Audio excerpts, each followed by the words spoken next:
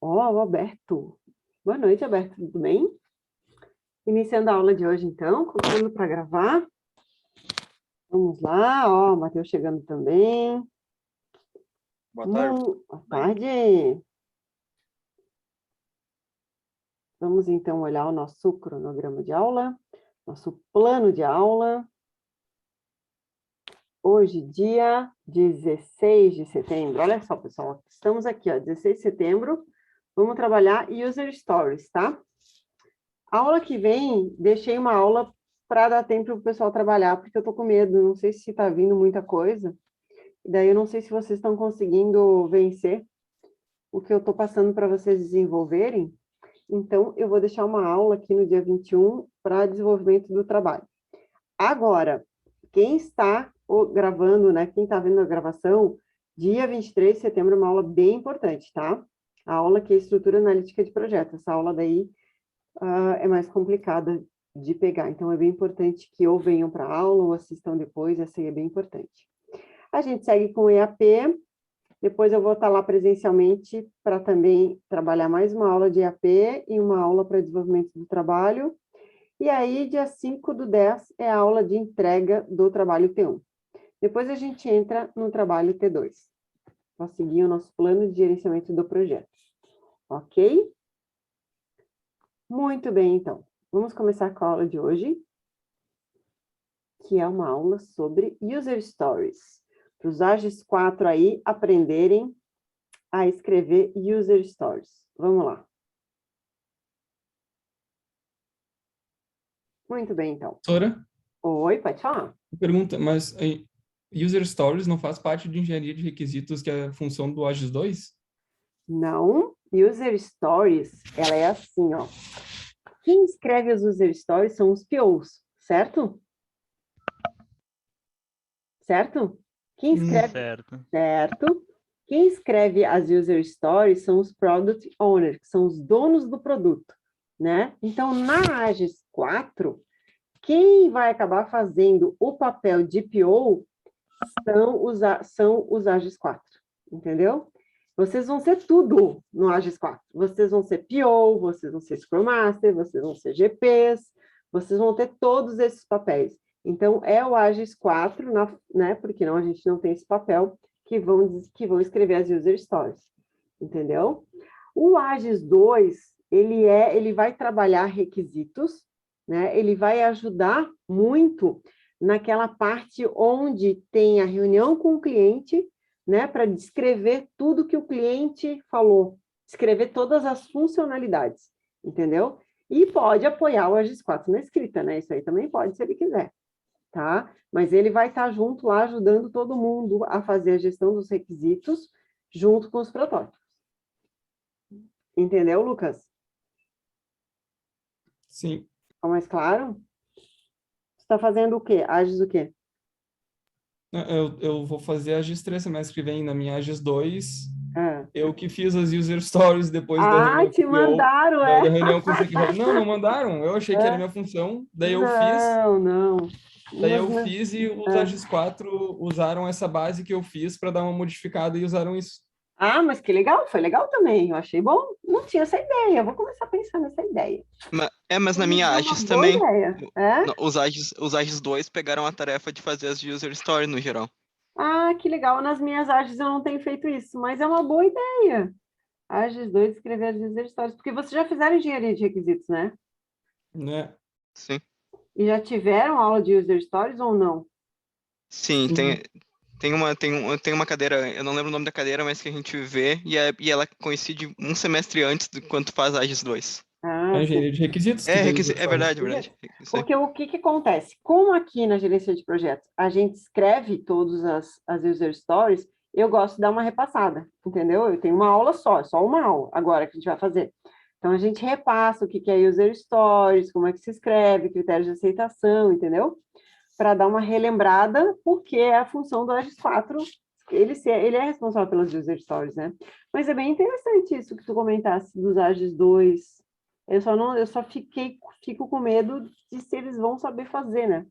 Se eles já passaram pela engenharia de requisitos para poder escrever as user stories, mas é bem legal esse comentário, gostei. Mas não foi só responsabilidade minha. Eu fiz depois da primeira Sim, reunião, que explicaram o projeto, e aham. depois disso eu apresentei para o time e a gente modificou junto para adaptar a ideia que todo mundo entendeu. Sim, sim, não, muito legal. Tudo que faz em conjunto com o time, eu sou super parceira, assim, acho muito legal. Não, muito bom. Nos meus projetos eu não tenho feito assim, mas é uma excelente ideia. Aí vai muito também ali da separação das tarefas, né? Mas bem legal a ideia, Lucas. Bem legal. Então, tá bem, vamos então dar uma, já que todo mundo viu User Stories em engenharia de requisitos, provavelmente com a professora Sabrina, vamos então dar só mais uma repassada, porque para todos os projetos, né, inclusive que você vai gerenciar, quando não tem o papel de PO, quem geralmente cuida desse escopo pode vir a ser o gerente do projeto, tá? Então, por isso que a gente está aqui tendo essa responsabilidade. Muito bem, então, vamos lá. User Stories, né? Qual é o nosso roteiro, então? A gente vai ver de onde elas vêm, o que são, qual é a estrutura, cuidados, e como é que eu faço a priorização dessas User Stories num modelo mais global, né? Esse livro é um livro muito indicado aí, Agile Software Requirements, para quem quer trabalhar com User Stories. Vamos lá, então. De onde vieram as User Stories, né? As User Stories, elas surgiram no XP, no Extreme Program, no final da década de 80, pessoal. Olha como elas são velhas, né? Só agora que a gente está usando. O seu principal objetivo, então, era representar o desejo do usuário por alguma funcionalidade. Além de representar um desejo, as histórias de usuário também deveriam ser de fácil priorização. Então, o que são User Stories? São descrições simples e curtas de uma determinada funcionalidade requerida pelo cliente. Claro que de acordo com o ponto de vista dele, né? Ele, como cliente, ele quer alguma coisa, ele tem um desejo, ele tem um objetivo, e isso, então, a gente acaba colocando dentro da User Stories. São utilizadas no processo de desenvolvimento de software, seguindo os conceitos de metodologias ágeis, né? E aqui a gente trabalha com um termo em inglês, story, né? Que vem de história, ou seja, conto, e não history, que é de história, que são relatos de fatos, né? Às vezes eu pego alguma coisa escrita errada, assim, nessa questão de histórias de usuário. Tá? Então, aqui, ó, a gente tem um projeto, certo? A gente está aqui hoje, né? A gente já desenhou esse projeto. Dentro desse projeto tem várias features, né? Várias funcionalidades que se quer aí tá construindo. Elas, num primeiro momento, elas são épicos, até que você consegue realmente quebrar nas user stories e dentro das sprints quebrar dentro das suas tasks. Né? Então, vamos lá, ó. User stories. Descrição de uma necessidade para um público específico com valor de negócio. Essa user stories, ela pode ser agrupada em temas, né? Então, por exemplo, eu tenho lá dentro do meu e-commerce uma parte que eu vou fazer de pagamentos, tá? Todo o carrinho de pagamentos do e-commerce. Então, eu posso aí ter várias user stories relacionadas a esse determinado tema. E o épico é aquela user stories grande demais, né? Ou seja, que ela não tem ainda uma definição clara, ela é muito grande, ela tem que ser quebrada. Então, quando uma user story está grande demais para entrar dentro de uma sprint, né, ou por ela não ter uma especificação clara, ou por ela ser muito grande, ela é considerada um épico. Bom, qual é a estrutura, então, de uma user stories? Eu, como o tipo do usuário, gostaria, quero e devo um objetivo com o/para um determinado propósito, tá? Então, essa aqui é a estrutura base aí das user stories que a gente vem aí trabalhando já há muito tempo dentro da agência, eu tenho certeza aí que todo mundo já viu. Exemplos. Eu, como usuário, quero fazer backup do meu Drive para que eu possa salvar minhas informações de forma segura. Eu, como caixa, quero acessar o sistema de vendas para que eu possa concluir a compra do cliente. Eu, como comprador de livros, quero utilizar meu cartão de crédito no pagamento dos livros escolhidos para que eu possa ter praticidade e segurança no pagamento, né? Então, cartão, e aqui a regra, né? Como usuário, eu gostaria de fazer isso com esse objetivo. Quais são os componentes de uma User Stories? Né? Então, são vários componentes. O primeiro componente é o cartão, né? O ambiente onde a gente vai escrever a User Stories. Antigamente se usava muito essas fichas de leitura, né? Hoje a gente já tem várias ferramentas aí, como o Trello, onde a gente pode estar escrevendo as User Stories. A gente tem um outro componente que é o quem, ou seja, eu sempre tenho aquele usuário que vai definir, né? Quem vai utilizar, se é meu usuário, meu leitor, meu comprador, né? Pode ser um tipo de usuário do produto, uma persona ou um usuário mais específico. Por isso que muitas vezes a gente desenha as personas, tá vendo? Ó, também tem esse link aqui com as User Stories. A gente tem o que define a necessidade do usuário, né? Ou seja, os requisitos do produto, que são normalmente representados por essa parte, né? Então, eu, como usuário, gostaria disso, né? Eu quero essa tela, eu quero fazer um login, eu quero fazer uma consulta, eu quero fazer um empréstimo, eu quero fazer uma compra, eu quero fazer um pagamento. Então, o que define essa necessidade. Depois a gente tem o porquê. Tá, beleza, você é um usuário, você quer isso, mas por que você quer isso? Né? Então, a gente também explica aqui, ou seja, vai definir o benefício que o usuário terá depois que a funcionalidade for desenvolvida, né? Ou seja, o valor direto obtido por ele. Depois disso, eu tenho os critérios de aceitação, né? O critério de aceitação, pessoal, muito importante para a criação dos cenários de teste depois, se a gente tem QA dentro dos times, né? Então, assim, ó, como a funcionalidade deve se comportar e o que deve ser implementado, né? Isso é bem importante, tá? Então, quanto mais claros os critérios de aceitação, mais a gente consegue ter isso claro na hora de fazer os testes. E algumas notas, né? Se eu precisar escrever algumas informações relevantes para esse desenvolvimento dessa funcionalidade, eu posso colocar dentro das minhas notas. Então, esses são os componentes aí de uma User Story. Aqui, né? Exemplo, eu vou fazer um pagamento via cartão de crédito. Eu, como um cliente, gostaria de pagar usando o meu cartão de crédito para poder parcelar minhas compras. Quais são os critérios de aceitação? Eu vou fazer os testes de pagamento com Mastercard, Visa e Amex, e eles têm que ser válidos para passar. Eu vou comprar com outros cartões válidos e não pode passar compra. Eu vou comprar com cartões expirados, não pode passar. E eu tenho que testar, né? O CEP inválido deve bloquear pagamento. Tá? Então, alguns exemplos aqui. Mais um aqui, um critério de aceitação. Por exemplo, logar no sistema, User Story 001, logar no sistema. É dessa maneira que eu quero que vocês me entreguem, tá? Essa parte do trabalho de User Stories, tá? Vocês vão escrever essas User Stories nesse padrão, ó. User Stories 1, logar no sistema.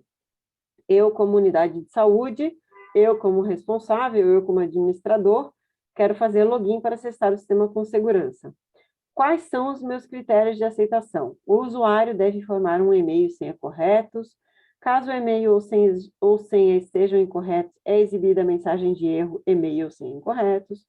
Quando o usuário e senha informados estão corretos de acordo com o cadastro, o usuário é direcionado para a tela principal do sistema conforme o protótipo. É possível recuperar a senha no botão esqueceu sua senha. Irá ser enviado um e-mail para a página de trocar senha. Nesta tela irá ser solicitada uma senha, uma confirmação de caracteres, e as senhas devem ser idênticas e possuir no mínimo 8 caracteres, tá? Então, aqui é toda a descrição aí do que eu tenho que testar, como é que eu tenho que me comportar a nível dessa minha primeira User Stories. Outros exemplos de critérios de aceitação, ó. O vendedor não pode solicitar a busca se não informar o nome do livro, aqui no caso, né, se fosse um sistema de biblioteca. O sistema encontrando o livro deve apresentar todos os dados do livro, nome completo, autores, editora, ano de edição e a quantidade em estoque. O sistema, não encontrando o livro, deve informar que o livro não foi encontrado. Tá?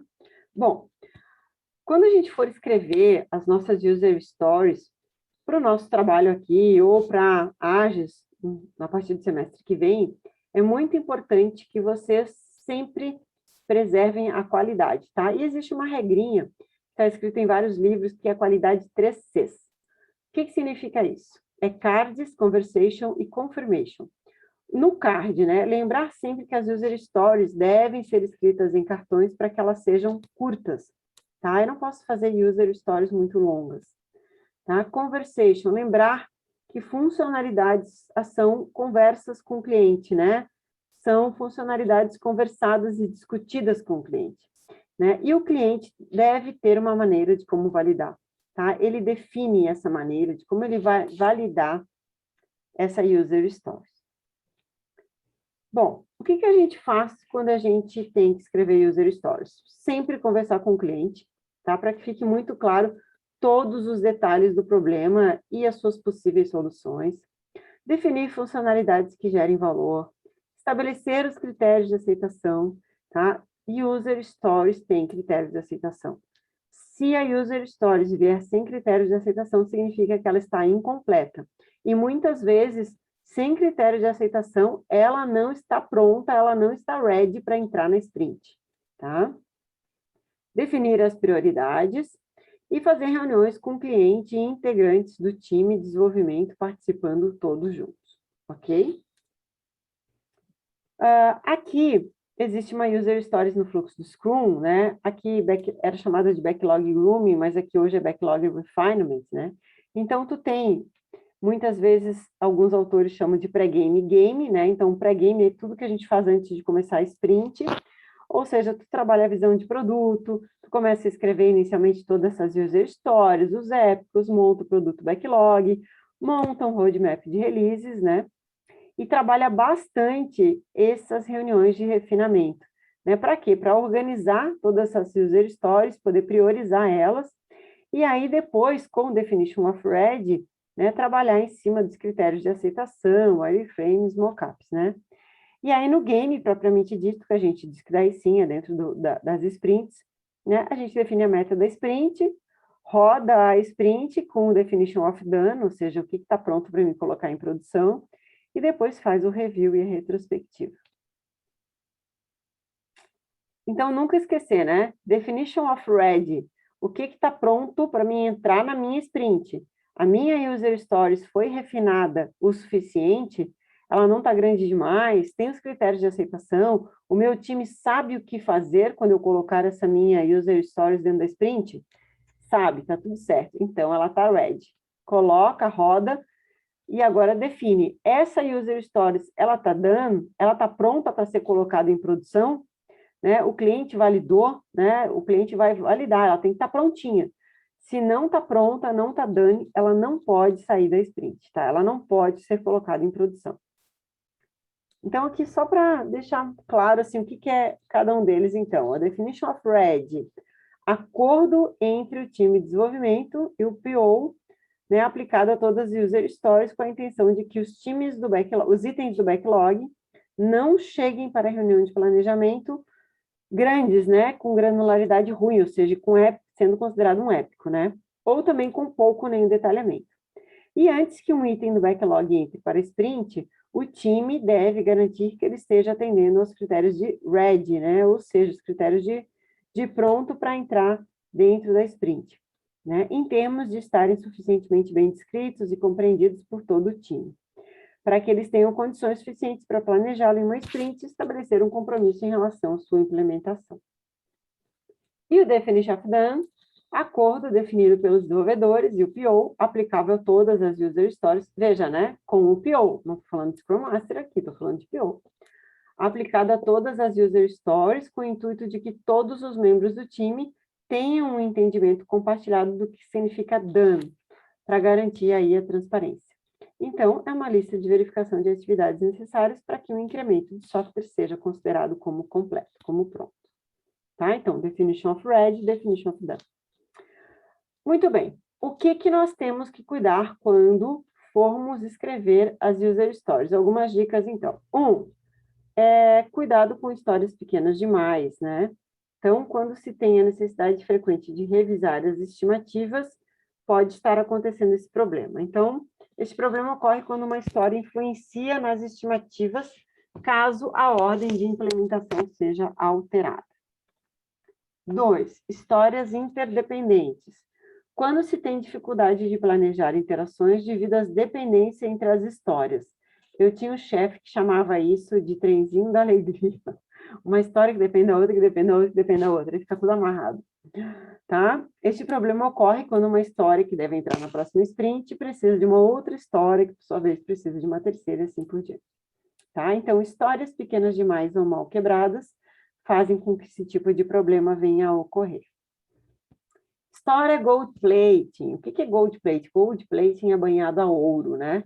Então, eu vou dar um exemplo bem fácil de entender. Assim, o cliente quer uma caneta Bic e a gente entrega para ele uma Montblanc, entendeu? Isso é gold plate. Você foi lá, pegou o produto, banhou a ouro, sendo que o cliente não queria aquilo, tá? É exatamente esse exemplo. Então, quando os desenvolvedores adicionam funcionalidades que não foram planejadas e acabam implementando mais do que o necessário. Então, gold plating refere-se a funcionalidades adicionais desnecessárias, geralmente porque o dev quer agradar os clientes e também ele quer fugir da pressão da sprint, fazer outras atividades, até mesmo deixar sua marca no projeto, tá? Então, cuidado, não pode fazer gold plating. Outra dica, história muito detalhada. Quando a gente gasta tempo demais escrevendo os detalhes da história, muito mais do que falando sobre ela, né? As histórias, elas têm que ser curtas, uma frase. Então, quando tu está lá escrevendo muito detalhe, tem alguma coisa errada, tá? Uma das vantagens, então, de se utilizar os cartões para escrever é que eles são limitados. E colocar muitos detalhes em uma história indica que a documentação está sobrepondo a comunicação. Último, história difícil de ser priorizada. Então, quando o cliente sente muita dificuldade de priorizar muitas histórias, a gente vai ver uma técnica que ajuda essa questão da priorização, tá? Então, a primeira coisa que tem que considerar é o tamanho das histórias. Histórias muito grandes geralmente são mais difíceis de priorizar. E outra coisa, quando o cliente tem dificuldade de priorizar, ou o pior, né, é que muitas vezes o valor do negócio não está muito claro para ele, né? Ele não tem certeza o que vai agregar mais no produto para colocar em produção. Bom, um outro conceito aí que eu trago dos livros é o invest.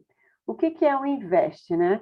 Uma user stories, ela tem que estar dentro do conceito do invest, que é ser independente, negociável, com valor estimável, pequena e testável. Então, as user stories devem ser independentes uma das outras, a mesma regra que eu já até comentei com vocês, né? Elas não são contratos, né? Então, essa questão da negociação não é uma prática boa. Elas são só lembretes para discussões, né? Elas são pequenas frases que tu sabe lá o que o cliente quer. Elas devem agregar valor para o cliente. O tamanho dela deve ser estimável, né? Eu tenho que olhar para aquela user stories e saber, opa, essa user stories aqui leva 8 horas. Ou essa user stories, ela tem 8 pontos, ou 12 pontos, né? Elas devem ser curtas, small, e elas devem ser possíveis de ser testadas. Por quê? Porque uma user stories, né, é um pacote, né, que depois a gente vai colocar em produção, né? É uma parte do software que a gente vai colocar em produção. Então, elas devem ser possíveis de ser testadas. Então, o conceito aqui, investe. Muito bem. Para trabalhar a priorização de backlog, né? Então, aqui eu tenho o meu backlog, A, B, C, D, F, G, H, I, são as minhas histórias, né? Então, eu tenho que sempre deixar a minha A, B, C priorizadas, né? Para mim já saber mais ou menos o que vai entrar na sprint 1, na sprint 2 e na sprint 3. E aqui a gente tem uma técnica de priorização que é descrita no DSDM, Dynamic System Development Method, que pode ajudar, tá? Essa técnica pode ser encontrada no livro Business Focus Development, né? A técnica é a DSDM, e ela recebe o nome de Moscou, tá? Vamos lá. Priorização via Moscou. O que significa? O M aqui, ó, é must have, should have, could have, won't have. Por isso que é Moscou, né? Ou seja, quando eu for priorizar, eu tenho que primeiro focar em todas as minhas user stories que são fundamentais. Ou seja, aquelas que são must have, tem que ter, né? Sem essas user stories, eu não tenho o que eu gostaria para o meu produto, tá? Então, essas são as primeiras. Depois de eu priorizar as que eu tenho que ter, eu posso colocar as que eu deveria ter, né? Que são funcionalidades importantes, mas que eu tenho um prazo aí para elas, eu tenho uma certa folga para trabalhar com elas dentro do meu produto.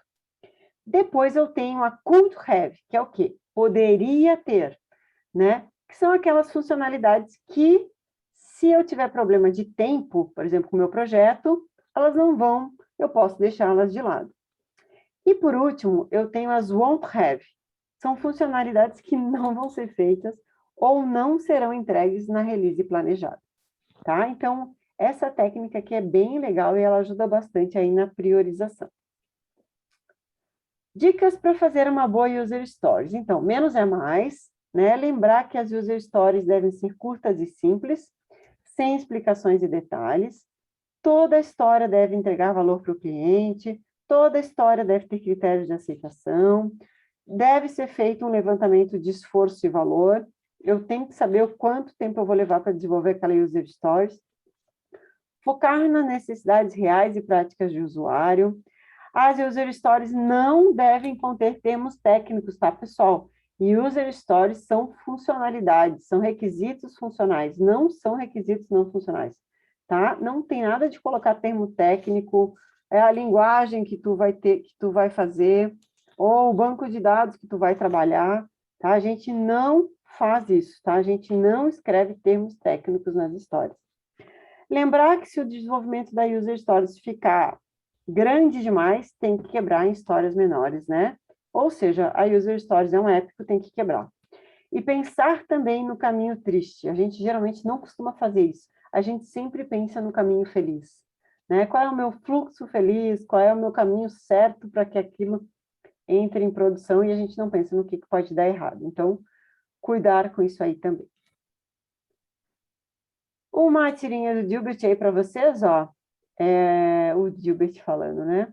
I can't give you all of these features in the first version. Aí ele fala, and each feature needs to have what we call a user story. Aí o cliente fala, ok, here's a story. You give me all my features or I will ruin your life. Coitado, ia arruinar a vida dele. Tá? Então, às vezes é difícil, né? Por isso que para implantar um Scrum dentro de uma empresa, a gente tem que ter bastante treinamento, né? Senão, a gente não tem como trabalhar com um PO que não sabe trabalhar User Stories. Muito bem. Agora, a gente vai escrever 30 User Stories do projeto com os critérios de aceitação. Né? Aqui estão as referências do projeto. E bora lá começar a desenvolver, pessoal. Vou parar aqui a gravação para a gente poder separar os times, para que vocês possam trabalhar aí a partir dos seus requisitos essas User Stories.